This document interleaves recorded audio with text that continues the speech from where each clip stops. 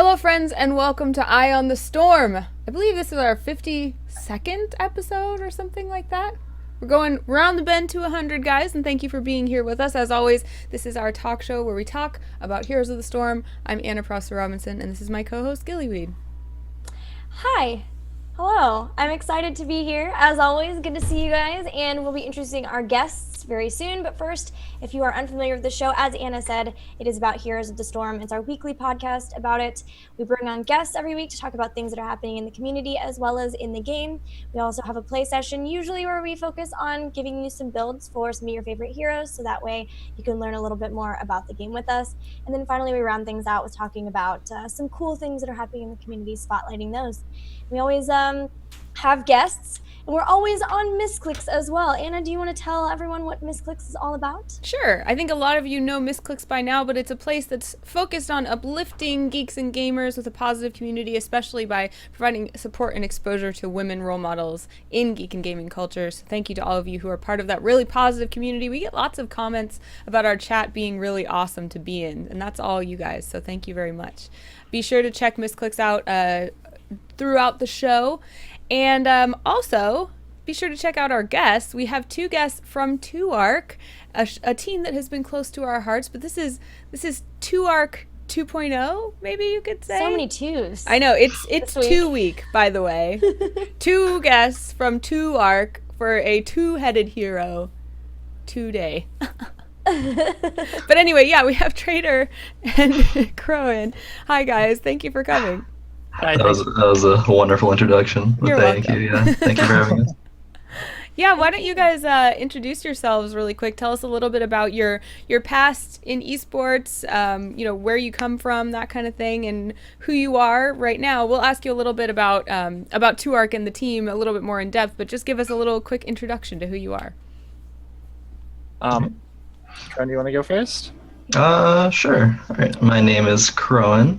I play Assassin for 2ARC Gaming right now, and previous esports, I played League of Legends for a while, and then when Heroes of the Dorm was announced, I actually made the switch over. Me and some college friends were a little bit interested in it, so Assumption College, and we formed a team, and that's when I started getting into Heroes. I mean, I actually managed to place top 16 from just starting the game off for dorms. And then after that, we were still pretty wanting to keep on playing the game because we saw a lot of potential in it and a growing community, a new game, So we formed a team called NV Gaming, which later renamed to Kairos.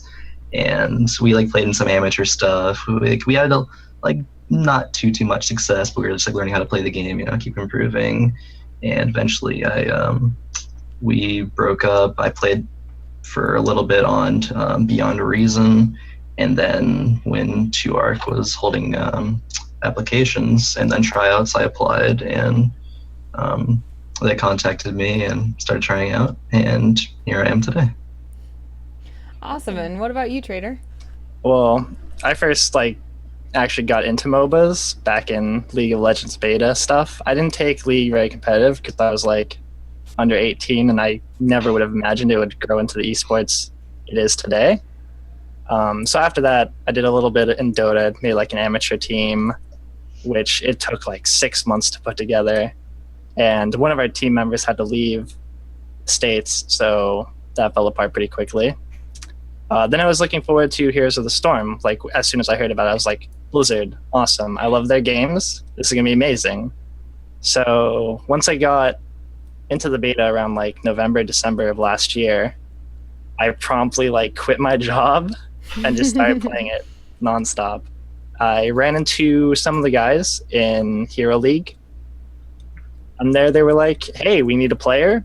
Go to apply on our website. And I was like, all right, haven't heard of you guys quite yet because I'm relatively new. Don't know them in any other games. So I was like, okay, I'll look at it. Website was pretty professional and everything else. And luckily I made it.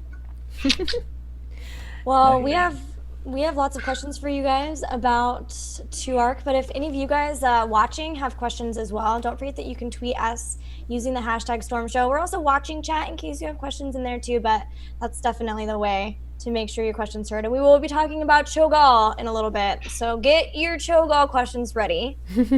But meanwhile, both of you did tryouts. Can you tell us maybe a little bit about the tryout process for 2ARC and how long it took and what that process was like? So it's pretty different for me and Khroen. Mhm. Because when I was applying, they really needed the 5th member.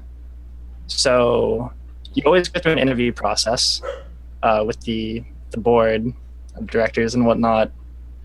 And once they feel like you're an upstanding person as well as player, they bring you on board. For Khroen, after the interview and whatnot, they did a 2-week-long sort of play scrim session with all of the applicants. And then from there, me and Sunshine were able to pick from the lot of who we thought were performing well, as well as like who had a good attitude throughout the entire thing, because being able to mesh with your teammates is a very important part. How many applicants were there, do you think? There was about like 10 or 12. Yeah, I think it was in that range. Cool. So, that's a little bit different than how we see teams form. A lot of times we see these kind of like five-person teams that are already together and then they get picked up. How is it different, and do you think it was kind of a benefit, or was it more difficult to get your team to mesh, to have this application process? Because this is something that I've actually talked a lot with people in esports about. There's a vacuum of auditions for anything. People don't audition, they just kind of get picked up or network or those kinds of things. So I'm curious to know whether you thought it was a beneficial process and in what ways. I definitely think it was beneficial, at least for me personally, because it wasn't something that I was expecting either, but to be put into that sort of setting, it sort of, it was sort of reminded that like, no matter what, like all of these people who I'm playing with, like have the potential to like be on this spot that I want to be. So it just sort of like motivates me to try my best, be professional, act, like a person that like people would want to play with. And it's sort of like you're sort of humbled at the same time, because like any one of these people could be like in your spot, so you have to like remember sort of how you want to be able to achieve what you want to achieve. And for me, which was to be that person to get on 2ARC, and with all of that, I ended up being one of those people. But yeah, I think that process, although it was different, it was beneficial in that way to me. How long has the current roster been together? About 3 to 4 months, coming up on 4 now. Yeah. How much time do you guys like spend together, would you say? Maybe an average day in the life of 2ARC together? Well, I guess average day would be a few blocks of scrims, and then we try to dedicate a day to going over replays and analyzing them. But yeah, usually it's a couple or a few 2-hour scrim blocks. So we typically end up having like 6-hour days where we're like playing the game together. Outside of that, we'll have a couple hours here and there where we're either like mingling or just keeping in touch, whether like finals are coming up, like for Khroen this week, Yep. et cetera, et cetera. Good luck. Thanks Thanks for being here. Yeah, no geez. problem. I was in the computer lab all day working on a typography project, and Jeez. it's rough. It takes a while, but yeah. Well, yeah, actually, one thing we kind of skipped, we got right into the heroes, but if we can kind of like pause for a second, what else are you guys up to in life? You're in school then, Khroen, and what are you going to school for? Majoring in English and Mass Communications and minoring in graphic design, and I'm currently a junior now. Oh, nice. Yep. And Traitorr, you mentioned that you quit your job to do heroes. What was your job, and what made you decide to take the leap? I was just working as an overnight stalker at Walmart. So I figured overnight, because I'm a night owl anyways, works out pretty well. As for now, outside of playing the game a lot, as you can see, I have a little green screen going on. I'm about to actually be making videos for our YouTube page. Nice. We got a lot planned for like the next couple months on a weekly basis. So look forward to that. Yeah, let us know when you get started with those so we can let everyone here know. Yeah, where will they be when they're done? Just on our 2ARC YouTube page. Cool. So there'll be links to that, I'm sure, Yeah. after the show and whatnot. 2ARC Gaming, I believe it is, Cool. on YouTube. Well, quitting your job to go esports full time is something that a lot of people talk about wanting to do, and they, really struggle with when is the right time to do it. So, Traitorr, how did you know that it was the right time for you? How did you make that leap? Well, for me, I'm one of the lucky few because I have a very understanding family that also plays games. And so I still live at home with my mother, and she's very understanding of my goals and ambitions. So while I still have like money left over from working, she's able to help out and like take care of me still, even though I'm grown up. That's awesome. That's really cool. Yeah, it's interesting as we see, generations keep coming up whose parents are kind of like, oh, I get this. I get that this is a thing that you can do that could lead to a career. What about the rest of your team? We're looking at your roster right now. Can you tell us a little bit about the rest of your team and your teammates? I don't really know what Sunshine's up to. I don't think LZ is currently in the middle of anything. And Insomnia is thinking about getting a job soon. He's kind of on the fence about like his money situation. So hopefully we can get that all figured out and he can keep playing. Well, I'm talking even in terms of esports background. I recognize LZ Gamer because he and I worked together. We worked together a lot back in the StarCraft days, starting with even Brood War. So it's fun to see him back in Heroes. What about the rest of them? Any notable things we should know about any of them? Outside of LZ, I know Sunshine played some StarCraft, but I don't know exactly how much. He would say he's not as good as LZ, though, if he were here. All right, That's cool. hard to be. What about Insomnia? Do you know anything about him? No, I don't think he's done anything else competitively that I'm aware of. Yeah, I think he started to get into the hero scene around the same time that I did. I don't think he played in dorms, but I know he was on some amateur teams that I was like scrimming against and playing against in amateur tournaments when I was on Kairos, so yeah. I don't know if anything before that though. So you guys have been doing some competitions. I know you played in the Heroes Rising qualifiers, and right, you played in that. Is that one?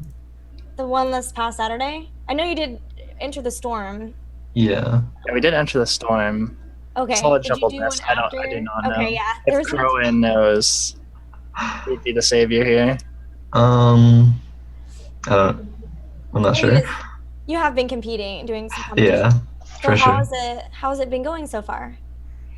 I think it's been going pretty good so far. We've had 3 or 4 months. We've been constantly, improving through the weeks and the months, sort of getting we had like a kind of weird schedule starting out because LZ was trying to get his home situation settled because I believe like his pool flooded into his house. We had to like help rebuild that. So our scrim times were kind of, like a little wonky, but that got fixed up, and we've been on a little bit, harder practice regimen, and we've been improving a lot, definitely. And we're in the ETS playoff qualifiers now, actually, so we're doing pretty well in that.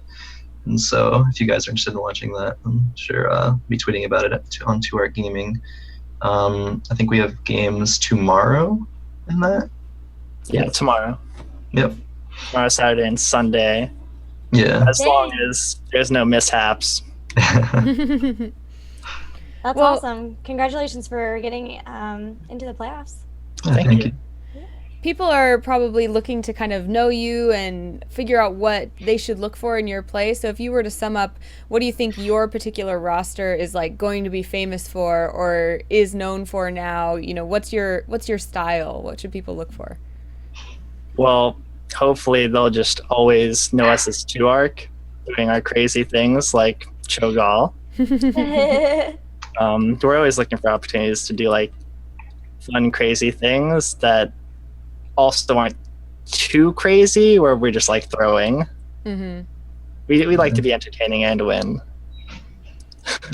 I think we also with the even like the old 2-arc roster where Traitorr was a part of, they were known for doing these things that like not many other teams would try. But I think with the new 2-arc roster, we take our own elements and sort of mesh them into that sort of play style. We try to like, I guess, get inspired by that sort of style of play, because obviously it does work to some success. So we draw some inspiration for that. But I know, like me personally, like when I play Assassins, I have like a very like aggressive, like get in your face sort of play style, and just having the team sort of like, I think Sunshine talked about it in an interview once, that he like sort of molds his play style after trying to follow that up. And so yeah, some about it, yeah. Cool.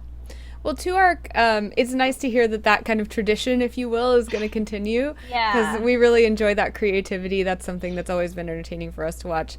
And I know that 2-arc, you mentioned kind of this interview process before even the play auditions, where 2-arc really wanted to know that there were people of character that were going to be part of their team. And I think it's interesting to look at an organization and learn the character of an organization as well. So what would you say about kind of the character of 2-arc as an organization overall? Although it's a small organization right now, it's very professional.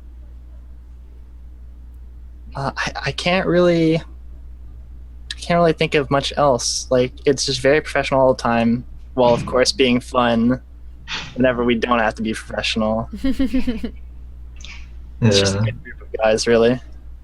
Definitely. I know in my initial interview process, I was very impressed that Alexi sort of like laid down like what 2-arc is all about, and like trying to make sure our goals were not only aligned, but to make sure that, not only that I was a good fit for him, the organization, and the team, but that they were also a good fit for me as well. So they value their players a lot and how they feel, as well as like, it's sort of balancing bringing in results, having a good environment with your team and with your, like the higher ups, like the owner and the manager, et cetera, et cetera.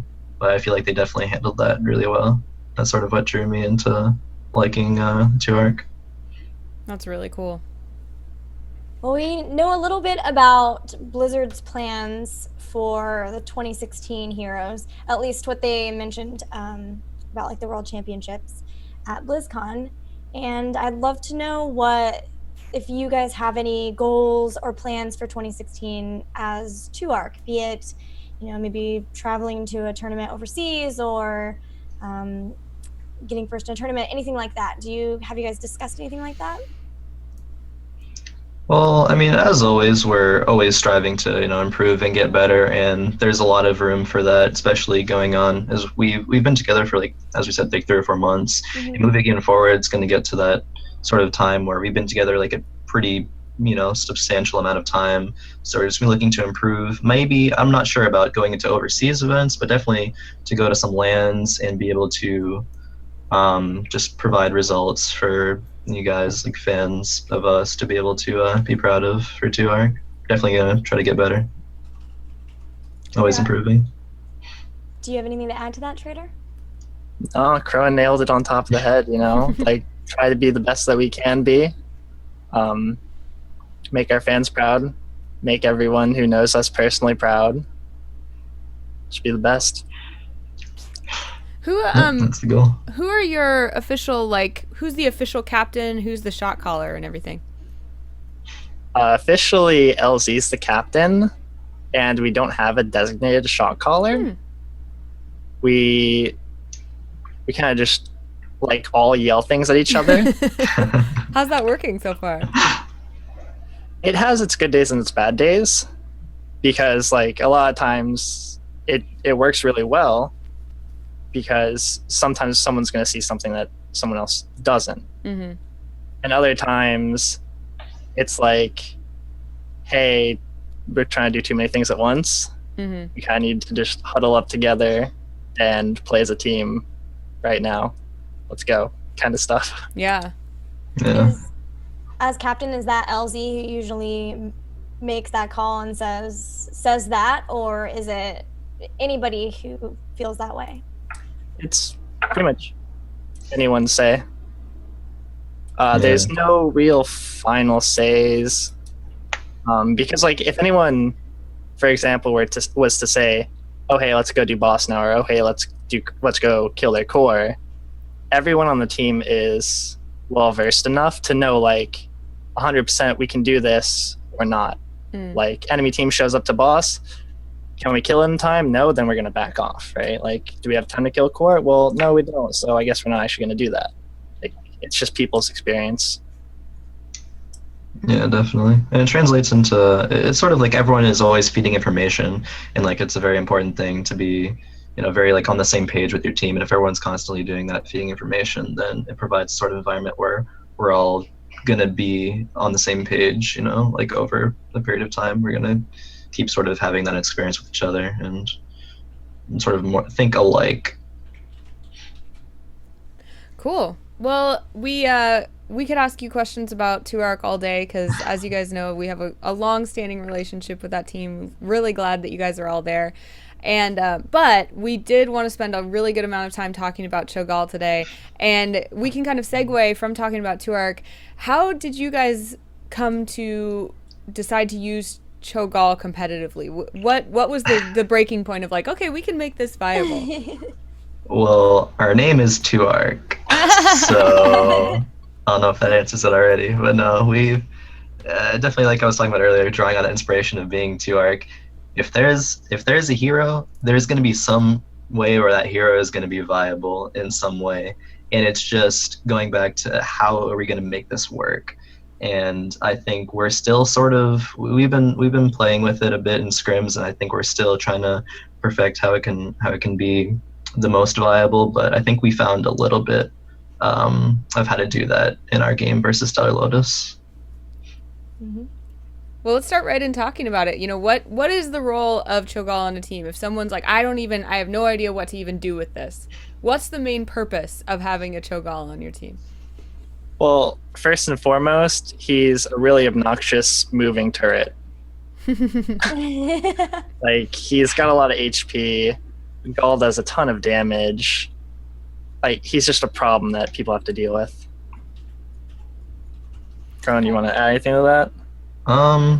Yeah, I think it's definitely like, I know some people sort of think, hey, we can use Cho'Gall as sort of like frontline tank composition, or you can have another tank that is sort of like protect Cho'Gall as well as Cho protecting Gall, because Gall will do insane amounts of damage if he's just left there to poke, and sort of like Cho functions, I think, as like a sort of way to peel for Gall in a sense. And then if you have another frontline tank on top of that, then Cho'Gall, unless you're mispositioned or get caught out, probably won't die, and you're just free to poke at the enemy team until they are dead.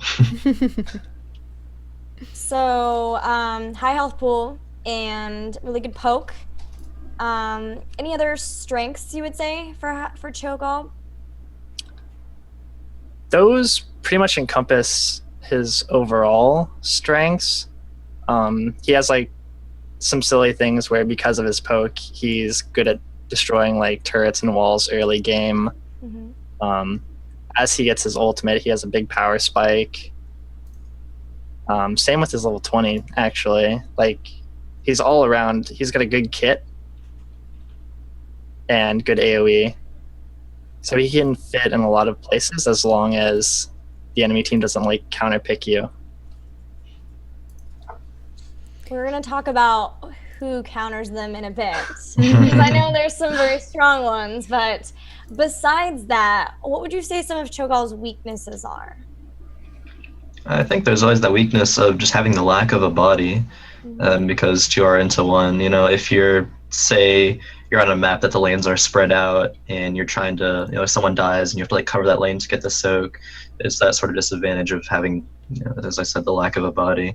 And the strengths of Cho'Gall sort of try to offset rather that weakness. That's the one that comes to mind initially. Yeah, outside of the percentage-based damages that he'll end up taking later on in fights. That's true, yeah. It's really just that it's 2-in-1. You're down a man, essentially. What do you mean by percentage-based damages? Like with giant killer, okay. Yeah. Yeah, like any vulnerable, like 25% vulnerable, like monk 7-sided, things like that. I was wondering if, just in case people haven't dived in yet and played Cho'Gall, if each of you could take Cho, one take Gall, and just really quickly basically walk us through that one's abilities. I'll start with Cho then. First and foremost, he has his charged Surging Fist. It's got a little bit of a wind up, and then it takes you some distance. Doesn't do a ton of damage, but it gets you where you need to be. It can be stunned. Like if you're stunned while charging it up, then like it's on cooldown and you're kind of boned. So that's Surging Fist, his Q. Consuming Blaze, his W, it's a small AoE around him, puts a dot effect, as well as heals him. And then Rune Bomb, which he hurls a slow-moving ball, kind of like a bowling ball. And then it's up to Gall to explode it when it reaches its destination. That was really funny when I played him for the first time at BlizzCon, and I didn't know that. And I was Gall, and he kept throwing the Rune Bomb, and I kept being like, what's that do? And I didn't detonate it. It was probably very frustrating for that person. Then he has 2 ultimates, like everyone. Twilight, or Hammer of Twilight, which is a very short cooldown, 15 seconds. Knockback and slight stun. Then he has Upheaval, which is a bit longer, 6-second cooldown, where he just like takes a hunk of the earth in front of him and just pulls everyone over. Come here. All right, Gall. Preference for either of those? Yeah, before we go do Gall. I like Twilight Hammer better, but there are situations where Upheaval could be very interesting. What kind of situations? Well, for example, I hear giggling. I'm just gonna say there's like a Gazlo with Gravel Bomb, and you guys are really coordinated. You can kind of just like throw it out there, and you're like, Upheaval? You may pull them into it. Let's not forget the Nova's Precision Strike on top of that. Just Yeah. I like this. I like the way you guys think. Am I hearing Nova plus Cho'Gall, new meta? It's kind of a secret right now. I don't know if people are really messing with that. Yeah, you heard it here first. You are Don't right. tell any of the other pro teams, but you guys We can won't. play it. We'll keep it a secret. Only you guys know. Yeah. You guys. I was telling our viewers, don't tell any of the other pro teams, because you just heard that secret from 2Arc. All right, so Gall abilities. Alright, so first off, Gall's trait. Obviously, I follow Cho. No say in where I go. He walks, I just follow along. Yeah, I think that's funny that that's both Cho and Gall's traits are like, you're attached to Cho, you're attached to Gall. Yeah. Have fun. At least But Gall can't be stunned. yeah, about to say. With that, you're immune to stun and silence effects. I don't think you're immune to polymorph effects, but stun and silence you're immune to. The Q is a little skill shot, very short, 3-second cooldown that deals a bit of damage. The W is Dread Orb. It throws a bomb out that will bounce 3 times. It does damage every time a bounce hits, or the bounce hits. That move is good at poking at towers and like at wells before minions even spawn. You can do that from a very safe range. And then the E is Runic Blast, where you do detonate that bomb that Cho throws. And then ultimates, there's 2 options. There's Shadow Bolt Volley, which I like to call it just machine gun. If I'm in Yeah. my team, just like, all right, machine gun's up in like 10 seconds. Yeah, functions as that, unleashes a bunch of shadow bolts to do a ton of damage. And the other ultimate is Twisting Nether, which creates a sort of ring around Cho'Gall, which slows enemies and channels and does damage after either the channel ends or you cancel the channel before it ends. I think it goes up to 5 seconds. Yeah. And I think usually Shadow Bolt Volley is the option to take there. It's ridiculous damage. It basically eats someone's HP bar if they're just in front of you. It's pretty good. You have to be really good at coordinating that, though, because if you start doing that and then someone's like, your Cho's like, Surging Fist, yay! And then it like takes you really long to time to hit, so you're just like, you know, these shadow bolts. Yeah, the I know this from eternity experience. is me too. when practicing this with Sunshine, it's either sometimes he'll like be trying to back out. I'm like, no, like get me in there so I can shadow bolt them. I can kill all of them. Or like I'm just like, hey, get me in there, and he's like, okay, Surging Fist goes too far. I'm like, a little too far, buddy. Let me just turn around. Hold on. Yeah, Let me get you in a second. and ultimate's over. Okay, well, good try. Well, what okay. about thinking go about how to pick how to draft Cho'Gall? And I keep saying this hero or he, but it's really they. I don't know. I don't know what pronoun to use, but when and who to pick Cho'Gall with? Who works well with him? You already mentioned Nova and potentially Gazlo. Those are fun tidbits, but what are some other ones? Yeah, they have potential. As I was mentioning earlier, you can have another front line. Depends on how the play style that you want to go with. If you want to have that other tank front line to play with, and a sort of safe healer.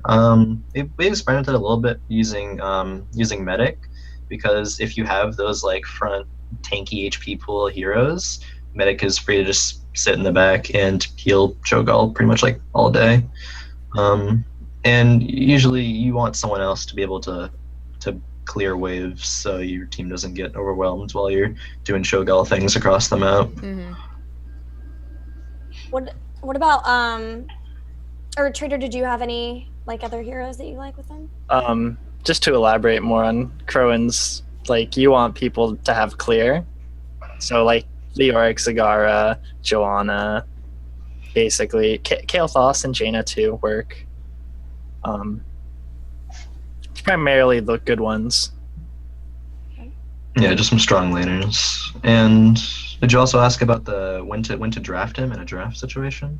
Yeah, that was up pretty soon. So yeah, go ahead. Yeah, you're excited. We're excited. It's fine. When do you draft them? I think they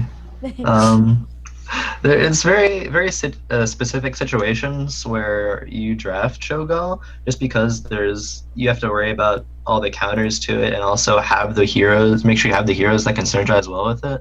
So I think usually it's probably going to be a last pick Cho'Gall, or like whichever like later on in the draft picks, depending on which side you're on.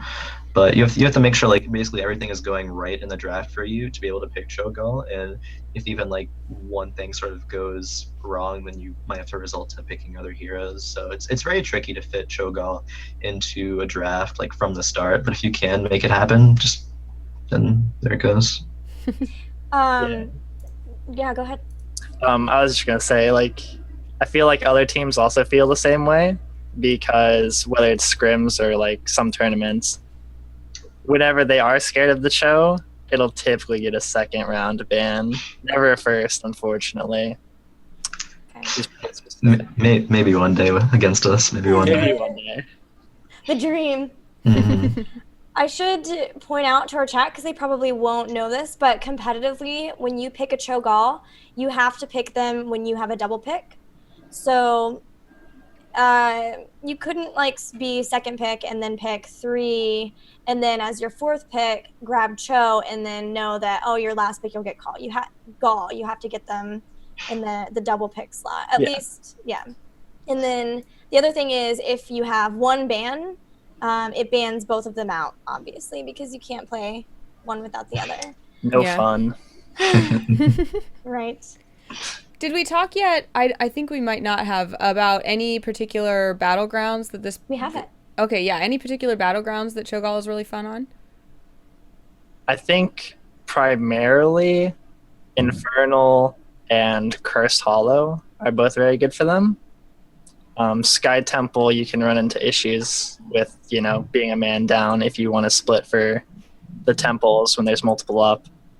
But so he's got good poke for Curse. He's got good AoE for Infernal. I think that covers the current map pool. There may be more. Yeah, I think that come out. Yeah, but at least for now, those are the main two. A lot of maps where like there's one centralized location that you have to go to for an objective.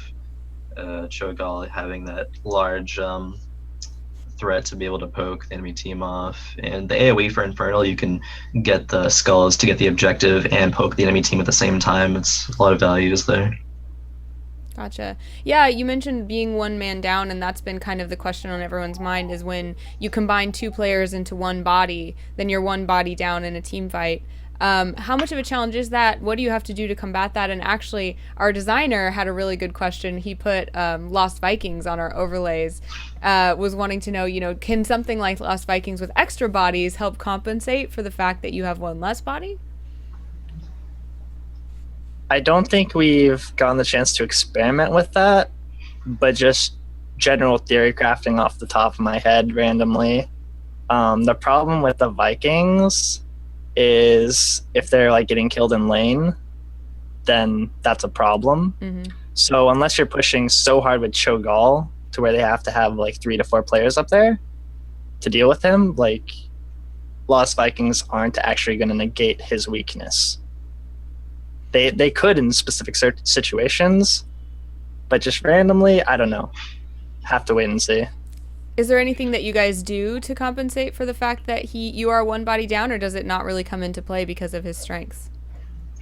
Well, because of his strengths, the wave clear heroes are really good with him, because if only one person lanes against Cho'Gall, they're just going to lose. They're going to lose their wall. They're going to lose their turrets, probably like really, really quick. So there's going to be anywhere between 1 to 3 players dealing with him.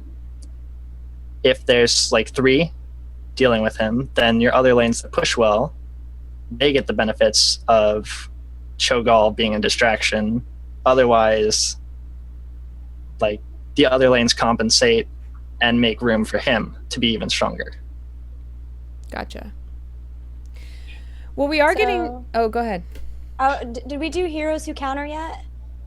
No. Yeah. Do we have time? Yeah, go ahead. Okay, cool. So we talked a little bit about like Giant Killer and how that can be difficult for him, but maybe just heroes in general who are really good, strong counters versus Cho'Gall and might dissuade you from picking them. Well, yeah, anyone who has Giant Killer poses a threat to Cho'Gall. He's doing that percentage damage to him, sort of eliminates him rather quickly. Touched upon the Monk 7-sided strike earlier, that large percentage damage that he does. Even heroes like Raynor as well, that have like the increased attack range and don't really mind about hitting front line, because that's what Raynor does usually, is hit front line. And so, yeah, those are ones that come to mind. I don't know, Traitorr, if you know of any more, or can think of any more. Heroes with Blood for Blood also will get a huge chunk of HP back out of him. So if they weren't beating him before 16, once they do get 16, they're essentially going to have a second life bar that you're going to have to deal with. Yeah, I remember when I first used Blood for Blood on Cho'Gall, I was like, I am actually full HP now from nothing. And I saw somebody in chat mention Milk Steak 2 mentioned Charonda too, and you guys had talked a little bit about a vulnerability as well. Yeah. Mm-hmm. Charonda can sort of fill that Cho'Gall counter. Even as well as having, say, like you have Murd and Charonda, if Cho'Gall is trying to use his Q to escape, he can get stunned out of that, and if he's like chain stunned, if Cho and Gall both aren't on the same page, I know it's happened a little bit, in practicing trying it out with Sunshine, that Gall can use the Z to give Cho like a speed boost, and say if you get one stun, you're like, okay, right after the stun, I'm going to use the Z to get away. Then like another stun follows up, so you like waste that cooldown. And the vulnerability on top of Charonda poses a threat to do increased percentage damage to Cho'Gall. So the last question we have on here, unless Anna has any more about Cho'Gall, would be how viable do you guys see Cho'Gall for the current like meta and competitive scene? Obviously you see them as somewhat viable since you play them, but like how is it, like an every game or a hardly ever? Where on that scale would you put him? I'd say it's as situational as like a Lost Viking pick nowadays. Every hero is viable. There's always a situation for him. You just kind of have to get that golden ticket game. Yeah. Pretty much, very situational. It's like if everything goes right, then you can do this. If not, then you might want to steer away from it. Okay. Anna, any other questions? No, I think it's time to move on because we want to be sure to get into our play session and watch this be in action. But I do want to very quickly, before we do that, you guys submitted some builds for us to look at and for our viewers to check out and that we're going to use during the play session. So I'd love for you guys each to maybe just go over these, either one of you or both of you or either one, whichever you feel comfortable. Just really quickly, a 1-minute rundown of these builds that you gave us, starting with Cho. Does that sound good? Yeah, that sounds good. Do you have the link handy? I can copy it to you one more time. I don't know what Sunshine gave you, but I'm gonna assume it's the standard. Here, I'm sending the link via Skype. That's the Cho build right there. And then I'll grab the Gall build for you as well. I have the Gall one up for me. Okay, cool. Got it. Yep. Okay, so let's start with Cho. Like I said, just a really quick rundown. Which are the talents that were picked here, and what are they going to do for you? Okay, so level 1, Blazing Bulwark, it gives you more sustain because you get block charges whenever you consuming Blaze a hero. Hit multiple heroes, get lots of block charges. It's great. Defensive ability is always awesome. Level 4, Ruined Gauntlet. Rune Bomb increases your next basic ability by 75%. Gives you a little bit more random poke if you want to go up to a tank, punch him really quick, and then like make sure you're still safe. Level 7, you have Fire Eater. Basic attacks against targets inflicted with Consuming Blaze heal you for 50% of the damage dealt. Another really strong defensive. You can use it on mercs, you can use it on heroes. All in all, it's just really good. Level 10, Hammer of Twilight. The most common pick of the two ultimates, I would say. Low cooldown, great. Passively increases your basic attack damage by 25%. Awesome bonus. Level 13, we have Molten Block. It's a special sort of ice block. You activate it, and then you become immune to everything while you're in stasis, while also damaging nearby enemies around you for those 3 seconds. So it's a better ice block. All in all, good. Level 16, you have Twilight Veil, which is, yet again, another improved form of Spell Shield. The difference being it's at level 16 instead of 13. Consuming Blaze reduces damage taken from abilities by 50% for 2 seconds per enemy hero hit. You hit an entire team with it, you're not going to take much damage from spells for a very long time. And at level 20, you have Cthulhu's or Sithun's Gift. I'm not too sure on the pronunciation of that. I'd say Cthulhu. Apologize. I don't know. Who knows? Basically, it amps your Hammer of Twilight ult previously from level 10. Your basic attacks become ranged and slow targets by 20% for 2 seconds. So it's a mixture of, I believe it's Nexus Frenzy, that's slow on auto attacks, but it also makes them ranged. So it's very, very powerful. Cool. All right, awesome. Real quick, before we get into our play session, let's go ahead and move on to Gall. All right. And so for Gall's level 1 talent, Shadow Flare, increases the width of Shadow Flame by 50%. Better to hit more things, more accurately. Level 4, Siphoning Runes, Runic Blast, heals for 20% of damage that it deals against heroes. Runic Blast is the little bowling ball thing that you can detonate. More healing. Again, as Traitorr was saying, defensives are good, healing is good. A level 7 Dark Descent increases Runic Blast damage by 5% every time you get a hero takedown, 20%. That's really good. You don't need to get the takedown with Runic Blast, but just getting that increases your damage of it. Does a lot of damage, more poke, better. I think there's some incentive to get Twisting Nether at 10. Say if they have like 4 or 5, well, I guess like 4 melees, then you might opt to take it, but usually Shadow Bolt Volley at 10 is the option. It basically eats someone's whole HP bar if you get all the shots on them. Really good damage. Level 13 is one that actually depends. I think more often than not, you're going to be taking Speed of Twilight, where when your W Dread Orb hits an enemy hero, then you're going to gain movement speed, because it's allows you to sort of like peel for yourself easier. You can either get in to finish off a kill or get out if people are chasing you.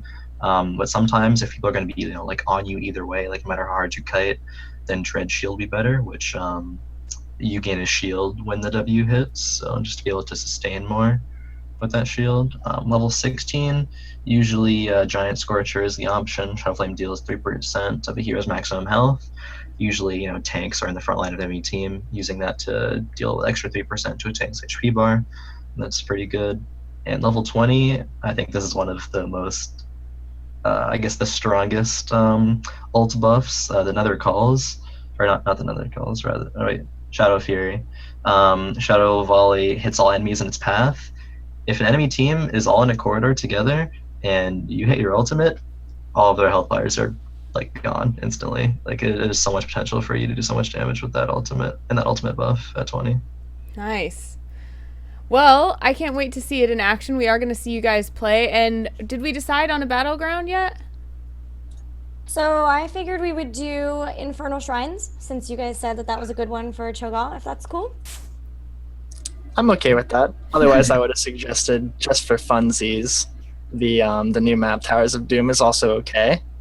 Oh, we can do Towers of Doom instead if you'd prefer. Your choice, really. I'm No, man. just here to drag Khroen around. You're the guest. Dragged around.